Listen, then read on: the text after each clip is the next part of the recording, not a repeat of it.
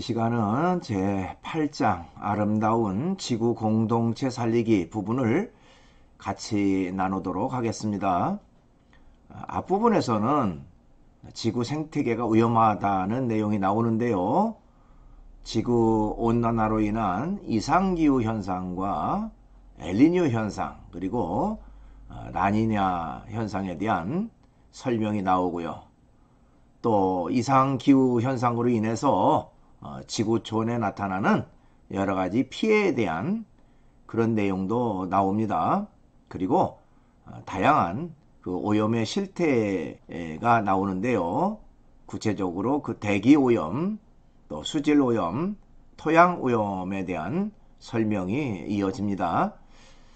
마지막으로 지구 공동체를 회복하기 위해서는 어떻게 해야 할지에 대한 여러 가지 내용이 나옵니다. 그러면 PPT를 보면서 수업을 계속 이어가도록 하겠습니다. 오늘 이 시간은 제8장 아름다운 지구 공동체 살리기 부분을 같이 나누도록 하겠습니다. 맨 첫 번째 보니까요, 지구 생태계가 위험하다 하는 내용이 나와 있어요. 생태계 위기는 각각 분리되어 있는 단일한 문제가 아니라 오히려 거대한 모자이크처럼 함께 얽혀 있는 문제다, 이렇게 지적을 합니다. 자, 이것은 사람과 모든 기어다니는 것에 해로운 영향을 끼친다. 그러니까 인간은 물론이고 모든 생명체에게 아주 심각한 그런 그 악영향을 끼친다라고 제임스 내시라고 하는 사람은 지적을 했습니다. 조금만 첫 번째 보면요, 지구 온난화로 인한 이상기후 현상에 대한 내용이 나와요. 박영숙이라고 하는 분이 쓴 책의 내용을 보면요, 다가올 50년의 활동으로 지구의 미래가 결정된다 하는 좀 의미심장한 말을 했습니다.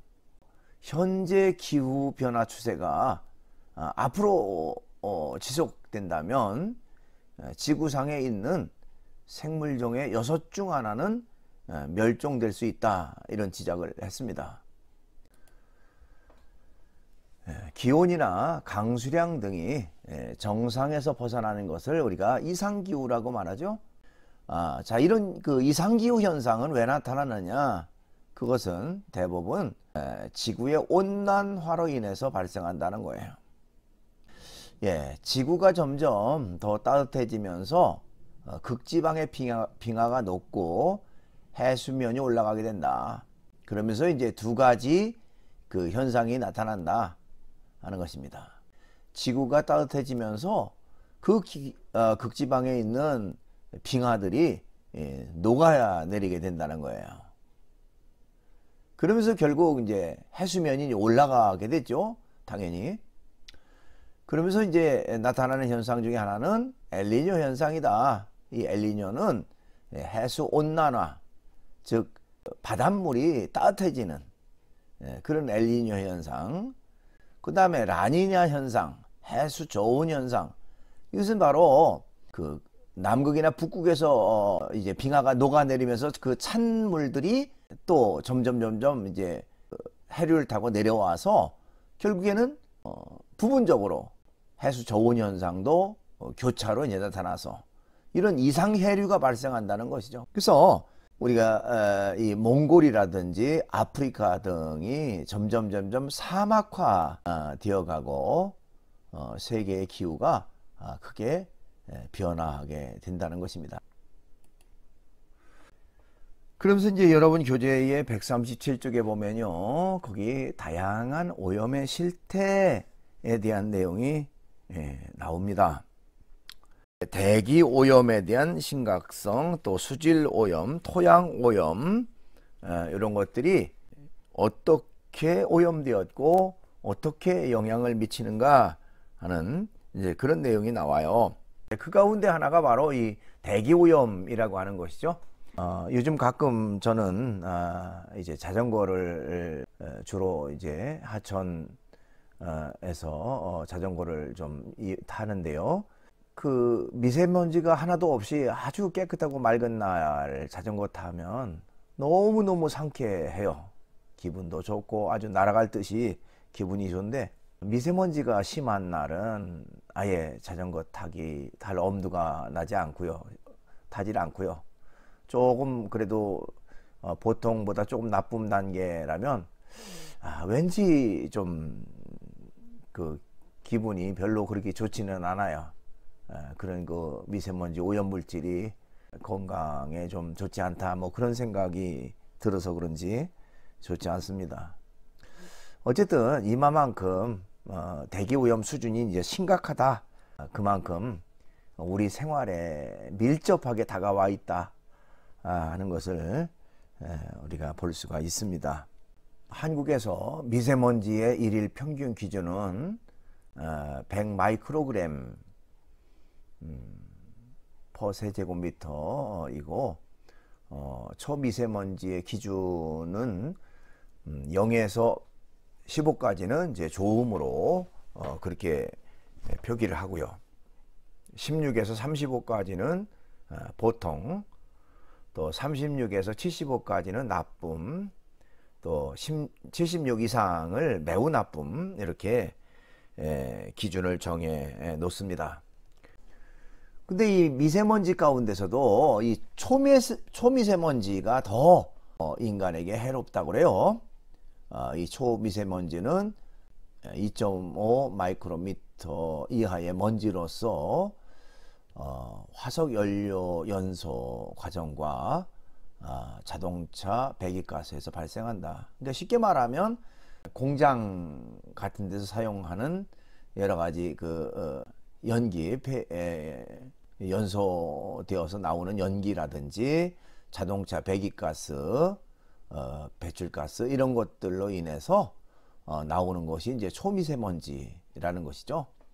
근데 이 초미세먼지는 심장 질환과 호흡기 질환의 발생 원인이라고 합니다. 그러니까 인간에게 있어서 굉장히 그 해로운 물질이 바로 초미세먼지라고 말할 수가 있습니다. 그러니까 이 초미세먼지는 어지간한 마스크로는 차단이 안 되는, 훨씬 더 그 입자가 작은 그런 물질이라는 것이죠. 그렇기 때문에 인체에도 굉장히 심각한 그런 영향을 끼친다는 것입니다.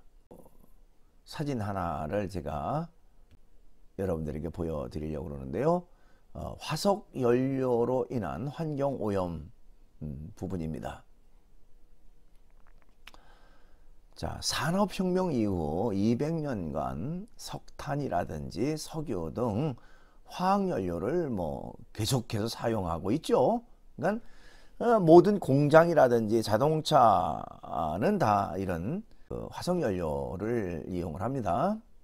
자, 그렇게 해서 결국에는 그 CO2를 비롯한 온실가스를 대기 중으로 다량 방출하게 됩니다. 자, 그러면 이 온실가스가 대기 중에 계속 누적되어서 지구 온난화가 가속되고요. 지난 100년간 지구 평균 기온이 0.6도 정도나 이제 상승됐다고 그래요. 우리가 0.6도 그러면 뭐 별거 아닌 것처럼 생각이 되지만, 지구 전체의 평균 기온이 0.6도 올랐다는 것은 생태계에 굉장히 그 위험적 요소로 다가왔다는 것입니다. 자, 그것으로 인해서 지구 온난화로 남극과 북극의 빙하가 높고요. 또 해양 온도가 하강되고 또 해류에 이상이 발생이 됩니다. 또 해류 이상은 대기와 기상의 이변을 가져와요. 그래서 기상 이변으로 인한 여러 가지 피해들을 보면 식량난이 가중되고요, 수자원이 고갈되고요, 인간의 건강 및 환경에 악영향을 끼치고요, 또 토지가 사막화되고요, 가뭄이나 홍수 등의 피해가 증가한다. 그러니까 이게 그 마치 그 악순환이 마치 연결고리처럼 이렇게 그 꼬리에 꼬리를 물고 연속으로 이어진다. 연쇄적으로 이어진다. 이렇게 말할 수가 있습니다. 그 다음에 두 번째로는 이제 수질 오염에 대한 내용을 좀 살펴볼 필요가 있습니다. 수질 오염이란 생물학적, 물리적, 화학적으로 정상적인 값으로부터 변화하여 물이라는 원래의 용도로 사용할 수 없거나 생태적으로 나쁜 영향을 미치는 등 수질이 악화된 상태를 우리가 수질 오염 이렇게 얘기를 합니다. 사람은 물 없이 살 수 없지요.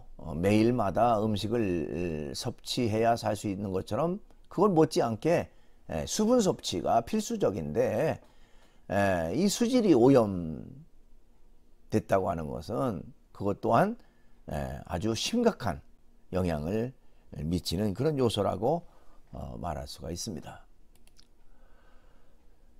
자, 수질 오염은요, 강이라든지 호수, 바다, 지하수 등이 오염되는 것인데 생활하수와 공장 폐수 그리고 농축산 화합물이나 폐수 등에 의해서 생깁니다.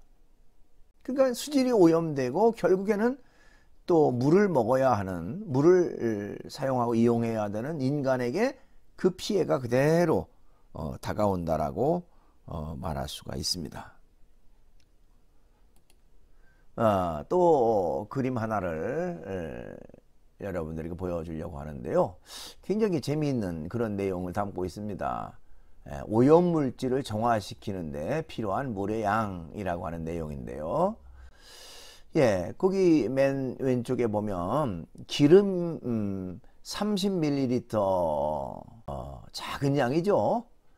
작은 양의 기름이라도 그것을 정화시키는 데는 얼마가 필요하느냐 하면 필요한 물의 양은 무려 욕조 300리터 들어가는 욕조가 3통이나 있어야만 기름 30ml를 정화시킬 수 있다는 거예요.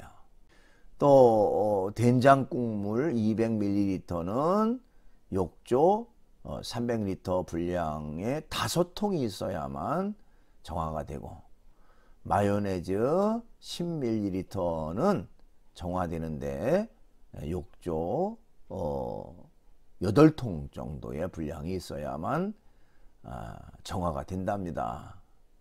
더 심각한 거는 사용했던 튀김기름 500ml를 정화시키는데 무려 욕조만큼의 물이 330통이 있어야만 정화가 된다는 거죠. 그러니까 이건 뭐 우리가 생각했던 것보다 훨씬 더 심각한, 그러니까 오염물질이 정화되는 데는 이건 뭐 상상을 초월한 그런 그렇게 어렵다라고 하는 것을 말하고 있습니다. 그 다음에 또 이제 오염 가운데 토양 오염이라고 하는 게 있습니다. 쓰레기 매립장 갈등, 쓰레기 대란, 쓰레기 매립 침출수, 반송된 산업 쓰레기, 필리핀 쓰레기 수출, 이런 그 다양한 이유로 토양이 오염된 것을 나타내는 말들입니다. 이 토양 오염이라고 하는 것을 조금 더 좀 설명을 해보면, 여러분 교재는 없습니다만은 여러분들이 좀 상식적으로 알아두면 좋겠어서 잠깐 정리를 해봤습니다. 자, 토양 오염이란 산업 활동을 포함한 사람의 활동으로 인해 토양이 오염되는 것으로서 사람이나 다른 동식물의 건강과 환경에 피해를 주는 것을 말합니다. 넓은 의미의 토양 오염에는 흙의 오염뿐만 아니라 지하수나 지하 공기의 오염까지도 포함되고요. 토양 오염 물질에는 산업 쓰레기에 포함된 중금속류 외에도 농업에 사용되는 비료나 생활 쓰레기에 포함된 다양한 유해 물질 등이 포함된다. 이것이 또한 복합적으로 인간에게 지하수의 오염, 대기의 오염, 결국 그 피해가 그대로 인간과 생명체, 동물들에게 다가오게 된다라고 하는 것을 말하고 있습니다. 또 그림 하나를 좀 설명을 하려고 하는데요. 뭐 아까 다왔던 것의 종합판이라고 말할 수도 있습니다. 자, 토양 오염이라고 하는 것은 그 원인이 다양한 원인이 있을 수 있다는 것이죠. 자동차 배기가스로 인해서 결국에는 그것이 이제 그 구름 가운데 쌓여 있다가 비가 옴으로써 결국에는 그대로 토양으로 땅으로 떨어지고 오염물질이, 자, 산업 폐기물, 분진, 공장 배기가스도 역시 뭐 일부는 뭐 이렇게 강우로 인해서 떨어질 뿐만 아니라 그것을 매립했다가는 또 땅이 썩어지고 땅이 오염되는 결과, 또 생활 폐기물, 음식물 쓰레기 이런 것들도 그런 것들이 그대로 그냥 방치되고 방류되고 유출됨으로써 결국에는 그 하천이 오염되고 결국엔 그것이 또 토양 오염으로, 또 농약이라든지 이런 살포가 결국에는 그 땅의 오염으로, 그래서 이런 그 오염된 지역에서 배양한 여러 가지 식물이라든지 동물들에게 영향이 돼서 결국 그것을 인간이 섭취해서 결과적으로는 인간에게 피해를 가져다 주는, 어쨌든 이렇게 다양한 그 오염 경로가 이루어지고 서로 얽혀 있는 그런 부분들을 볼 수가 있습니다. 자, 이런 다양한 오염은 결과적으로는 이제 지구를 병들게 만들죠. 그래서 지구의 자정 능력을 떨어뜨리고 또 지구 스스로 회복할 수 없도록 만들어서 결국 지구 공동체의 일원으로 살아가고 있는 인간에게도 큰 고통을 주게 된다.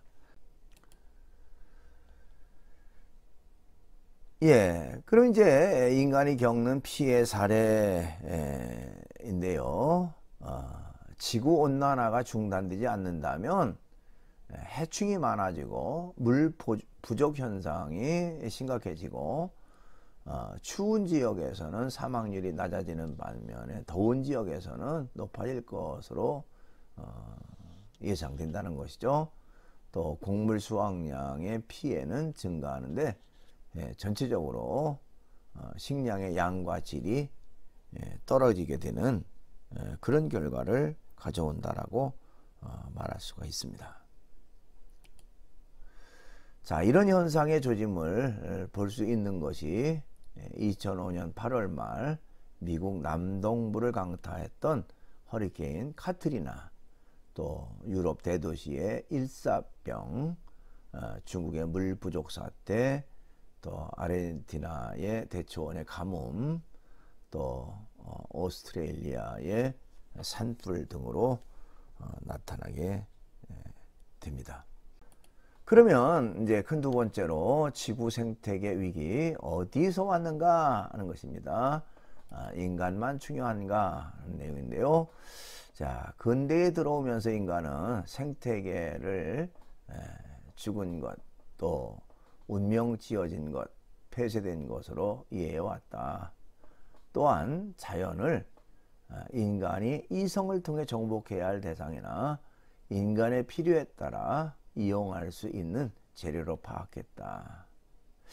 그러니까 자연이라고 하는 것, 생태계라는 것은 얼마든지 인간이 이용하고 그것을 개발하고 여러 가지 활용할 수 있는 그런 자원으로 봤다는 거예요.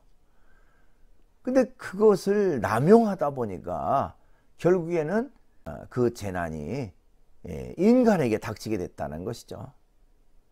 그러니까 이런 생각은, 인간만 중요하다는 생각이 결국 위기를 가져왔다, 이렇게 말할 수가 있습니다. 자, 이것은 바로 인간만이 중요하다는 생각에 사로잡혀 있는 것이기 때문에 그런데요. 인간만 중요한 것이 아니다. 또 다른 지구 공동체의 일원인 동물들에 대해서도 우리가 다뤄야 한다는 것입니다. 그러니까 인간에게 인권이라고 하는 것이 있는 것처럼 동물들도 소위 그 동물권이라고 하는 것이 있다. 아주 재미있는 그런 얘기를 지적을 했습니다. 예, 동물도 권리가 있는가? 자, 오늘날 많은 사람들은요, 반려동물을 가족의 일원으로 생각하는, 그래서 자기 삶의 일부분으로 생각하는 사람이 많습니다. 여러분들도 가정에 이런 그 반려동물들을 기르고 또 마치 가족처럼 그렇게 대하는 이제 그런 사람들이 많이 있을 거예요. 결국 반려동물이 인간의 삶에 있어서 굉장히 유용하고 유익한 기쁨을 주고 즐거움을 주죠. 그래서 오랫동안 가족과 함께 했던 반려동물이 죽었을 때 남겨진 이들이 겪게 되는 고통을 소위 펫로스 증후군이라고 말하기도 합니다. 자, 인간의 생명은 다른 생명체들보다 더 높은 우선순위를 지니는 것은 사실입니다. 이것은 인간이 자신의 이익을 위해서 마음대로 처리해도 되는 것을 의미하는 것이 아니다. 그러니까 결국에는 모든 생명체보다도 우선한다라고 하는 것은 어떤 권리적인 차원에서의 이해라기보다는 그만큼 지키고 보호하고 또 좀 이렇게 안정시키는 그 역할을 해야 된다라고 하는 것을 얘기하고 있는 거예요. 자, 그렇지 않을 때 오늘날과 같은 생태 위기가 발생하게 된다는 것입니다. 그 다음에 이제 큰 네 번째로 지구 공동체 회복을 위하여 이런 내용이 나옵니다. 자, 이제까지 살펴본 것처럼 생태계 위기는 인간 생존의 위기이기도 합니다. 그래서 인간의 환경권이 중요하듯이 생물의 권리도 중요하다. 그래서 아까 소위 그 동물권이라고 하는 그런 내용을 얘기했죠. 동물권. 자, 특히 하나님에 의하여 지구 공동체의 대리인, 즉 청지기로 임명된 인간은 생태학적 정의인 사랑을 실천해야 한다, 이렇게 말할 수가 있습니다.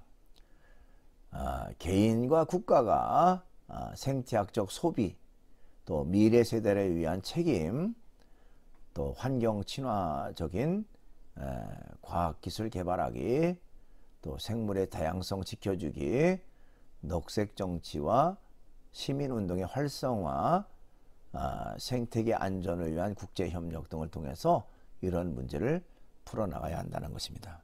그러니까 인간이 이제는 자연을 지키고 자연을 보호하고 또 자연을 돌볼 그런 그 책임과 의무가 인간에게 있다는 거예요. 자, 그것은 자연을 돌본다고 하는 차원을 넘어서 결국에는 인간 스스로를 지키는 그런 결과를 가져온다. 그러니까 인간 스스로의 존립을 위해서라도 이런 자연 생태계를 보존하고 지키고 또 환경적인 여러 가지 오염을 없애야 된다라고 하는 것을 말할 수가 있습니다. 예, 동영상을 하나 보도록 하겠습니다. 환경오염과 기후위기라고 하는 영상인데요. 같이 보시죠.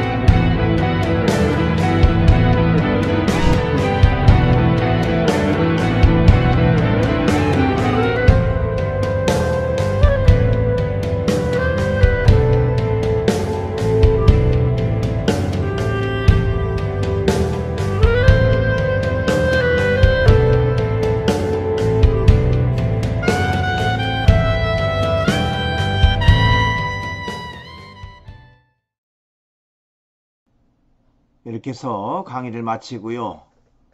이번 주 제 10주차 퀴즈는 엘니뇨 현상과 라니냐 현상은 무슨 뜻인가요? 하는 것입니다. 여러분들이 정답을 사이버 캠퍼스 질의응답란에 적으면 되겠습니다. 오늘도 강의 듣느라고 수고 많았습니다.